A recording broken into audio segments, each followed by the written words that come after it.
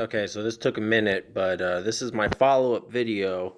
So I was having 1346 and 49 codes thrown on my 2001 Lexus IS300. I did everything imaginable, O2 sensors, VVTi, and what ended up happening was this little washer right here. What this is, sorry, my phone's having problems focusing.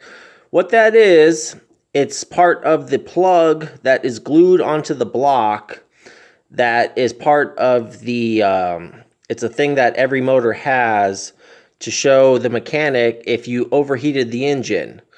And I overheated the engine nearly to where it didn't melt the head gasket. But this, the wax melted. This stayed on for 3 years, and what it did, it finally fell off. Well, on a Lexus IS300, this is inside the timing case, and when it finally came off, you can see the teeth marks. Well, it went through the timing belt, just one revolution, and it ended up knocking the timing off. One tooth on the intake and two on the cam. So if you get a 1346 and a 1349 code, and you go through all that and it's still throwing the codes, I mean, that may not be your issue. You may not have this little freak incident happen. I just have a black cloud over my life. But check your timing, okay? Somehow your timing belt could jump.